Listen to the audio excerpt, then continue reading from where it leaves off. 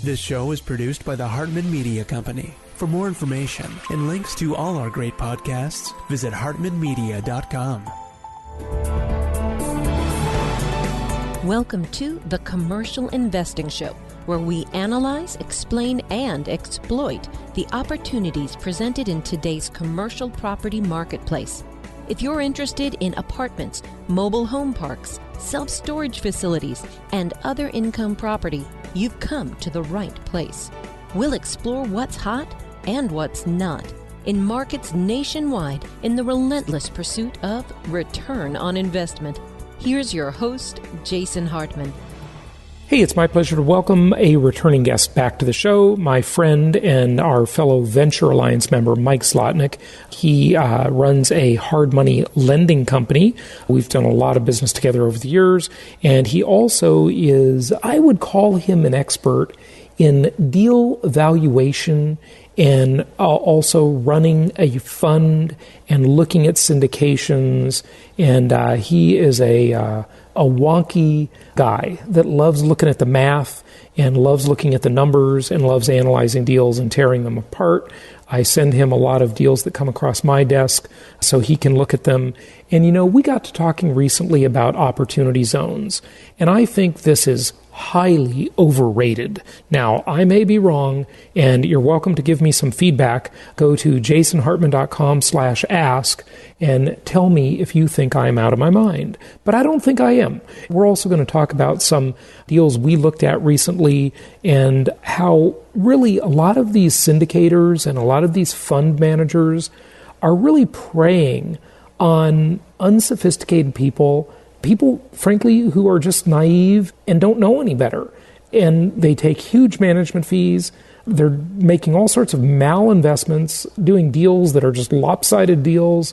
We're going to talk about this today and protect you and help you be a better investor and especially a better real estate investor. Mike, welcome back. How are you? Hi, Jason. Thank you for having me back. Yeah, it's good to have you.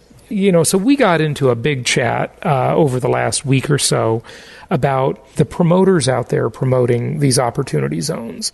And we really did not dive into this pond. Now, we have taken a dive into many other ponds over the years. We helped people make a lot of money in the GO zone. Back in the day, the GO zones were the hurricane-affected areas in the Gulf Coast.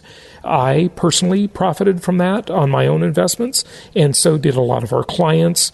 There came a point when they became overvalued because a lot of money was chasing those tax incentives. And, you know, it seems like we have this going on again, but the deal today, the opportunity zones, and you can be a direct investor in opportunity zone properties, or you can invest in a fund. And, you know, I see all the promoters out there promoting it. It's a buzzword. They're probably making a lot of money doing it. But frankly, I think these deals are mostly very overrated and really a bit of a scam. I'll just say it. I don't think they're very good. Maybe I'll see some that make sense and look really good in the future, and we might even promote those. But what do you think, Mike? I think that opportunity zones by themselves don't present a great investment opportunity. What it is, it's a tax advantage areas where investors need to be very smart about selecting who they invest with, what type of fund they invest in. And by the way, the language opportunity zone fund can refer to a fund or can refer to individual deal. In fact, running an opportunity zone fund is very complicated. So the initial sort of thoughts for most people is to run a single asset fund. You can have many investors. It's a pooled money vehicle that raises capital from a number of folks, but invest in a single asset. There's two separate considerations. One is opportunity zone benefits, and two, the deal needs to stand as a quality deal in of its own with the right sponsor. So a lot of problems come from the fact that it's a hype, it's sort of a hot subject, and many hot air sponsors taking advantage of this, and they're creating demand, and they're going to provide a subpar product in the space, get capital from investors, and most folks don't understand what they're getting themselves into. Investment itself may be pretty bad. The sponsor can fail, and the project could fail. On top of that, what happens is they have to follow strict compliance with opportunity zone rules in order to take advantage of the tax benefits that are in the tax code. So I just wanted to lay out lay of the land.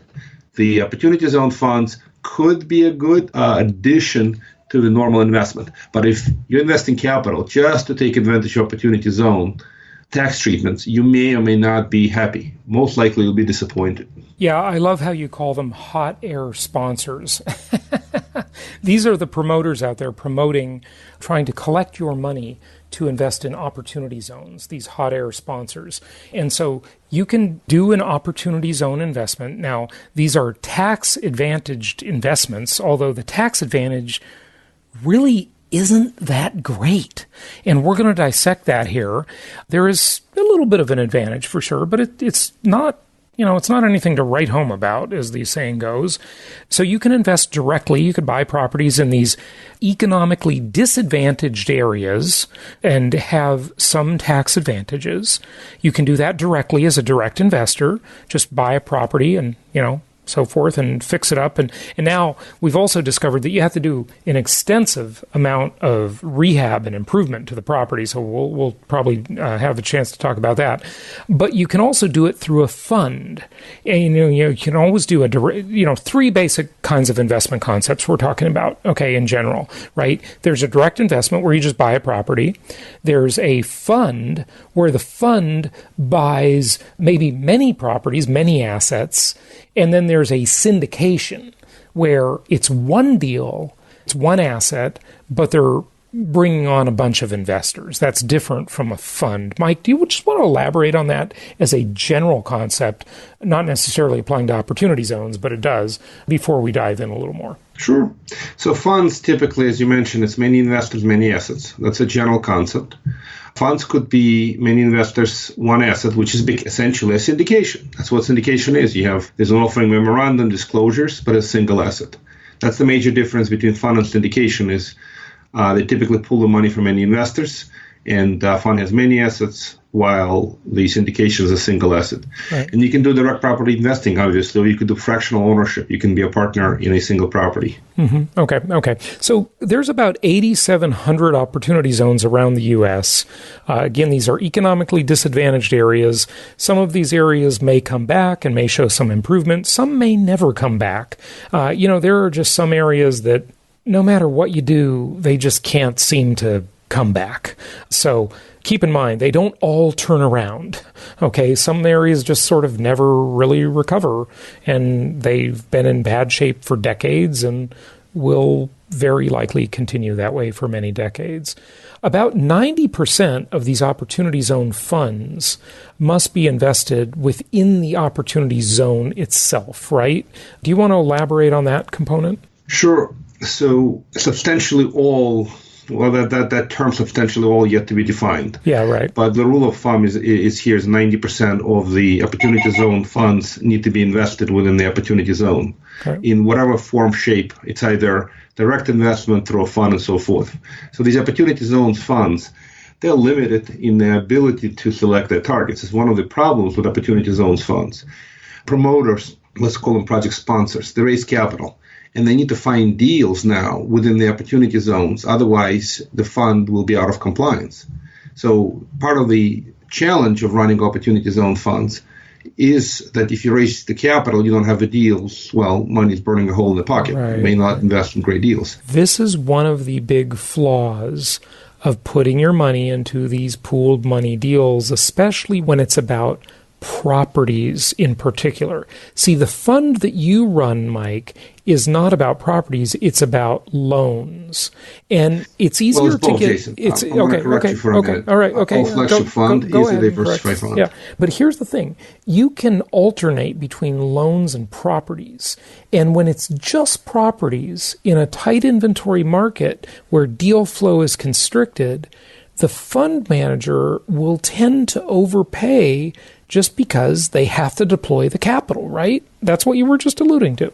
That's a real dynamic, isn't it? Yeah, exactly. Depending on type of fund and depending on liquidity of the fund and the capital that's sitting idle, fund managers may be compelled to make investments that are not otherwise great. Right. Our fund is a diversified fund. We have a broad portfolio and we raise just enough capital so we can deploy it in a good manner. Mm-hmm. Opportunity zone will be a little bit trickier because they start from scratch. Any fund that starts from scratch has this capital utilization problem where they're going to raise capital and they got to put it to work.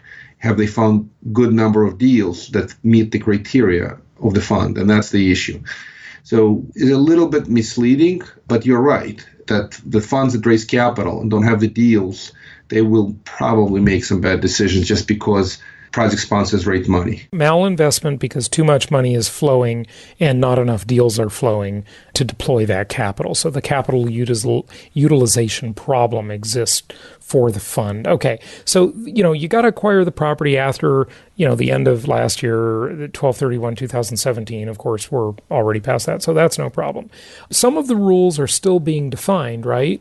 Talk about the incentives, if you would, and kind of why the promoters are being successful in getting investors to buy these properties in these very disadvantaged areas, these blighted areas, how they're getting them to invest in these funds. So the drivers for folks to invest are situations where there are significant real estate or just capital gains in general from stocks. If you are a Amazon investor from the very early days, you bought it for $10 and it's worth $1,000 now, just for sake of the argument. You have a massive capital gain. You want to sell and move the money from investment that's generating no cash flow to some cash flowing assets or some alternative where you want to diversify. That's where this thing comes in. If you're a real estate investors, a number of them have been moving from an asset to an asset through 1031 exchange, kind of deferring capital gains. And they want to get out of that 1031 game and essentially want to pay taxes but on reduced amount. So the benefits of this, if you invest in an opportunity zone as an investor and you hold your money in a fund or an individual asset that's in an opportunity zone for 5 years or more, you get 10% tax benefit. So your cost basis goes by 10%. So if you had, say, $100,000 in capital gains, you held it for 5 years, you will now have $90,000 in capital gains. And if you hold the investments for 7 years, that'll be increased by another 5%.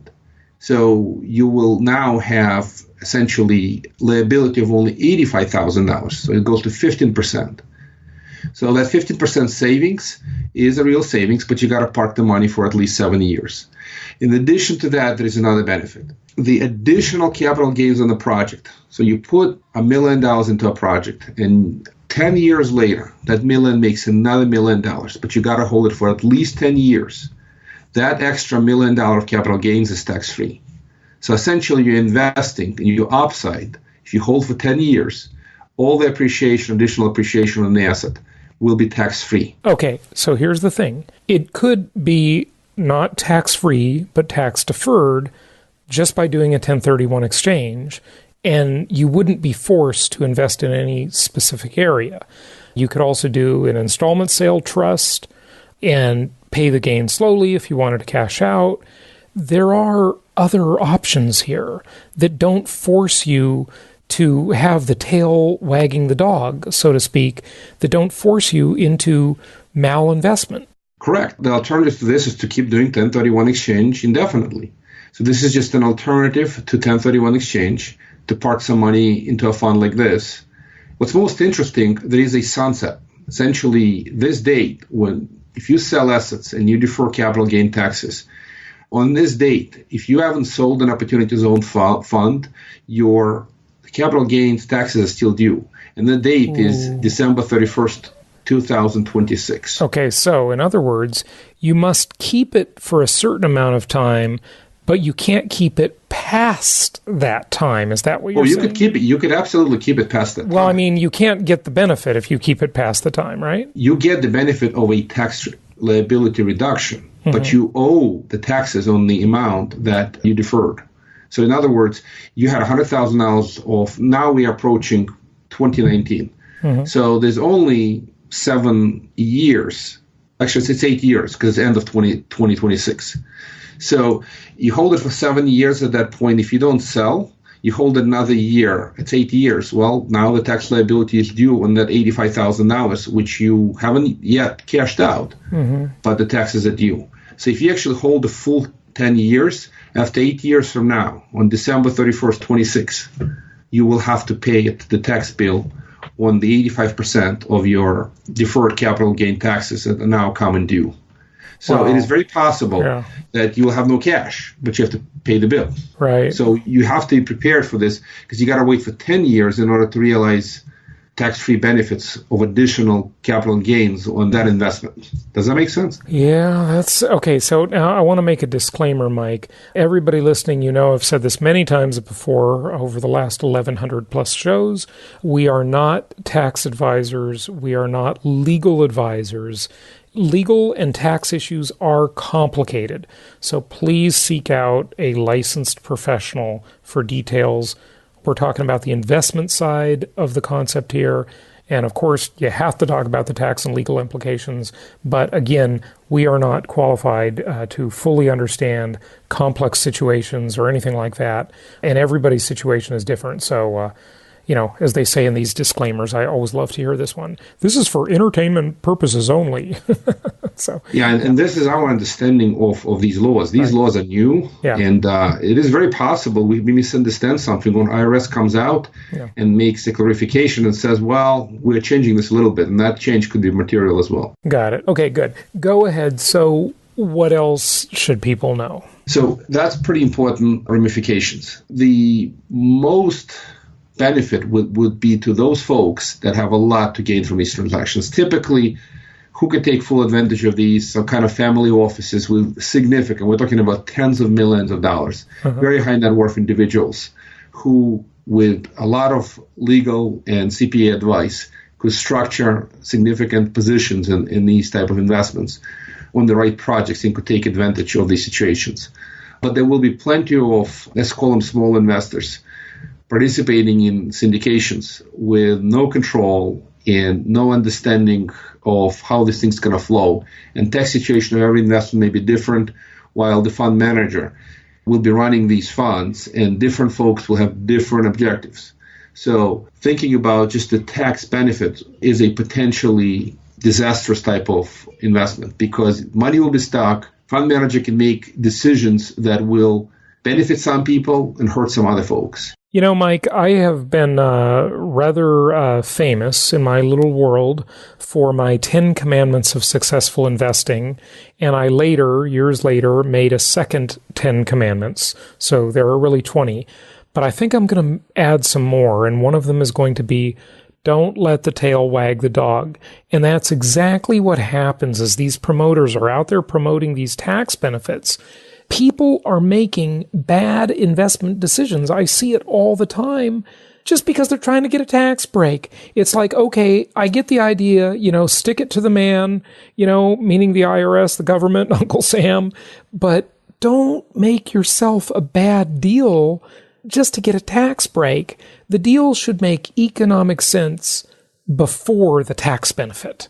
Okay. Agreed. Yeah. I'm in a complete agreement with you. Another important consideration, just for the sake of, it's kind of funny, but I want to mention that these investments in opportunity zones cannot have a country club or golf club as a primary use. It cannot have a massage parlor. Cannot have a hot tub facility.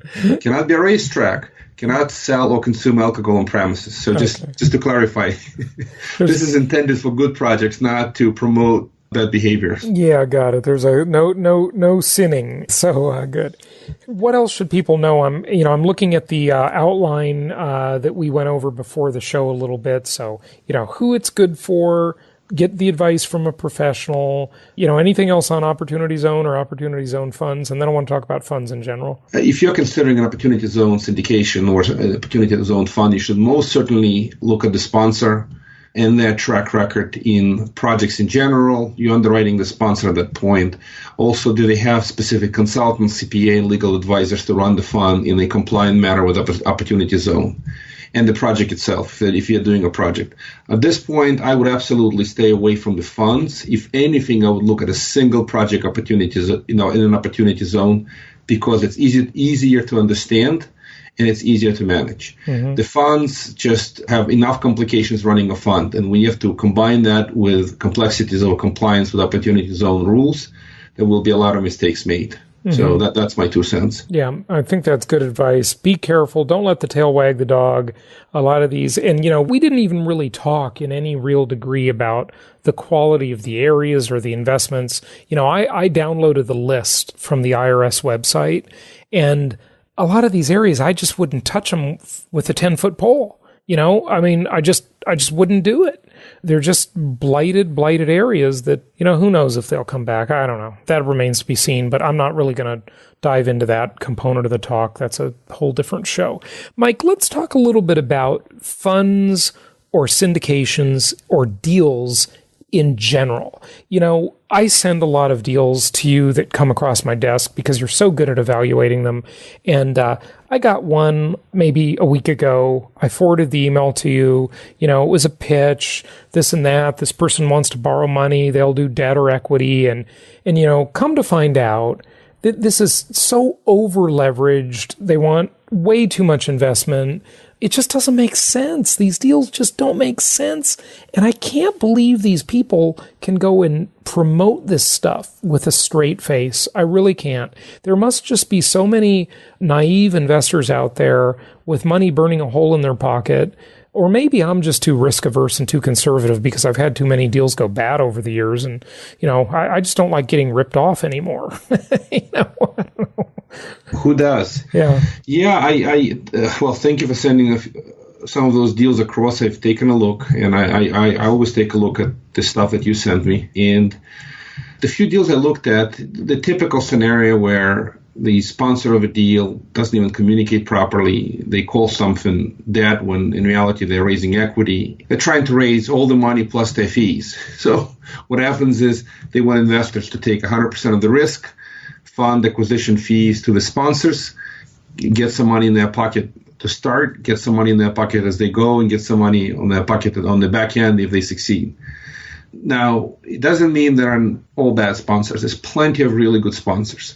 But that process of vetting deals, understanding deal structure, understanding what they're investing into, what kind of a risk the deal entails, what is the upside, what are the cash flows. It takes work. It's professional work. I mean, I'm a fund manager. We screen a lot of deals. And if you don't have those skills and you invest in those deals just because there's great marketing promoting the deal, well, you're going to get what sort of you pay for. If it looks easy, if it's well promoted, pretty pictures, a sponsor with great theoretical track record, and you don't do your due diligence, you'll wind up with a crappy deal and the money will be stuck. It's one of the problems with, by the way, syndications. Your money is stuck until there's an exit strategy, just to be very clear. Yeah. If you haven't realized what's going to happen, you can park your money thinking you're going to get out in 2 years. Well, good luck, because the sponsor is milking the deal, and your returns are crappy, but they're still charging the fees. Yeah. Doesn't happen all the time, but it can. So just be aware. Okay, so talk about this one deal, if you remember it. I know you're looking at a lot of stuff that I sent you. But then I want to talk about one that I sent you about a year ago, and we talked to the promoter, very nice guy, super smart and knowledgeable, but he was charging a 50%, 50% fee for running the deal. They put no capital in the deal. They simply find a deal, create a syndication, and get half. My God, I think I should go into that business. That's pretty rich. And not for the investors, but for the sponsor. It's a great deal, right? Yeah, so let's talk about the deal you just sent. Had essentially acquisition of a land for $5 million. Then there were land improvements that ran a little over another $1 million, and the sponsor was trying to raise over $6.5 million. So again, the sponsor was trying to raise more than they put in and more than they need to put in to take the land to the exit point. Right. First of all, it's land. It's a very high risk deal by definition. The upside was there to sell for $9.5 million after the improvements are made. It's a highly speculative deal with investors putting up all the money. The sponsor did offer sort of pretty good sort of 12% rate of return on the money plus some points and 50% share of the profit. So the structure of the deal by itself was not catastrophic, but the sponsor had no skin in the game. To me, it is, high level of risk. Yep. And the deal itself, the land deal, Land deals are very risky, very speculative, yeah. Because that goes back to my saying, how do you know if something's an investment? It's so simple. Investments produce income, period, end of discussion. If it doesn't produce income, it's not an investment. It's simply a speculation or a gamble. And, listen, I don't want to say never speculate and never gamble. Certainly, you can hit some home runs doing that. And I don't want anybody to be super conservative like I am and miss out on those deals, okay? But you got to have some money. Your risk capital should only be, maybe 15% at the most of your net worth, right? If you can afford to lose it, it's okay to take some gambles, okay? Because some of them will hit occasionally. But on the deal like this, Mike, it reminds me of the old saying, I'm not worried about the return on my capital. I'm worried about the return of my capital. That's correct. And that deal looked good. Yeah, 12%, preferred return, which is awfully generous, by the way. It's probably not going to happen. But the guy has no skin in the game. The deal's over-leveraged. It looks like what it was reminiscent of? It was reminiscent of way back in the late 80s, the Charles Keating S&L Lincoln Savings and Loan scam. He was doing these deals that were just massively over-leveraged, where people would buy the property and get money back on the deal just for buying it. And that's basically what this guy's getting. Do. Right? A lot of sponsors charge acquisition fee. Right, yeah. I've actually looked at multifamily sponsors, self-storage sponsors again. Now, a small fee of finding a good deal of 1% may be fair. But I see sponsors charging 4% to the investors just because they found a deal, and the deal is a so-so deal. So what's the value of their work? I mean, they found the deal, and you're paying as an investor. So it's really important to understand the function of a sponsor and what is a quality sponsor. The quality sponsors typically don't promote. They go to a single source like us. We get them all the money they need. So we basically negotiate terms that are much more fair. So we talked about 50% promote to the sponsor. Under some deals, yeah.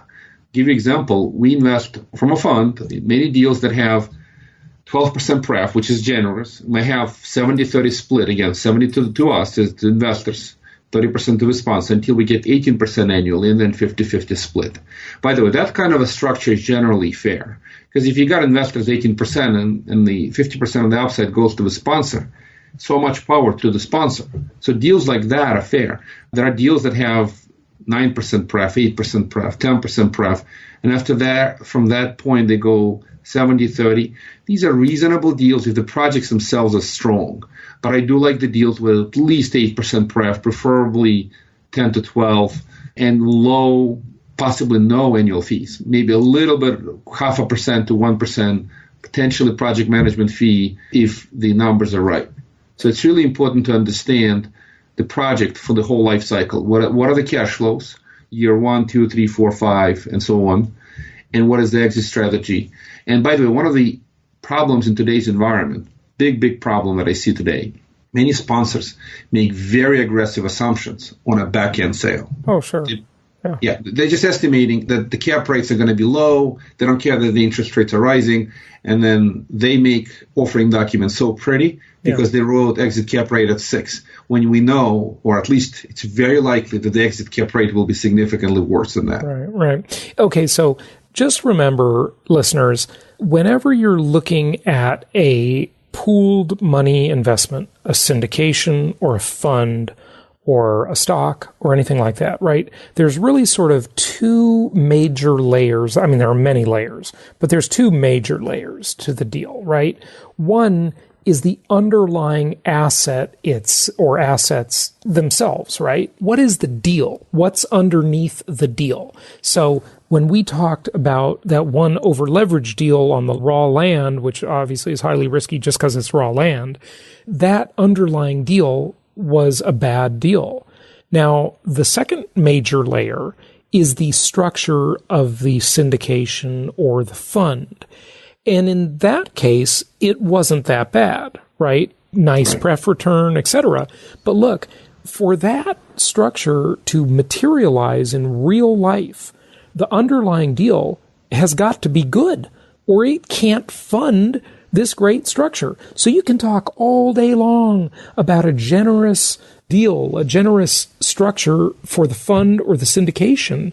But if the underlying asset won't create the return, you're dead in the water, right? Yeah, there's nothing to divide. If there's no profit, what's funny is if there's a loss, right, the sponsor is not going to take a piece of a loss. Investors do. Right, yeah. That's the best deal ever. You use someone else's money, go out, get into the marketing business. It's really nice. Very low-risk deal when it's not your money, isn't it? That's right. So, for comparison's sake, I'm going to mention our flagship fund, Tempo Opportunity Fund. And we have 7% pref. And depending on type of units folks have, if they invest in A units, they get 80-20, 80% of the upside. We get paid 20% performance fee. So we have to perform. I like the deals where the sponsor gets paid mostly on the back end. That's the critical piece. Right. If they don't perform, they should not get paid. That's the key element of the whole equation. They can have a little bit to keep the lights on, but the moment they are motivated to just buy and to run it, they buy crap. Right. Remember, no matter how nice somebody sounds or how good their pitch is, at the end of the day, it's always what we heard come out of the Watergate scandal from many years ago when Deep Throat said, follow the money. You always got to follow the money. The money tells the truth. It doesn't lie. It shows where everybody's motivation is. And you got to have an alignment of interest. That is a key component. Do you want to speak to alignment of interest just for a moment, Mike?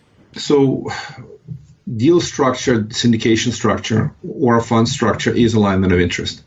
Syndication deals that have heavy upfront fees are problematic. Funds that charge things up front when they invest in a deal, before the deal performs, it's a problem.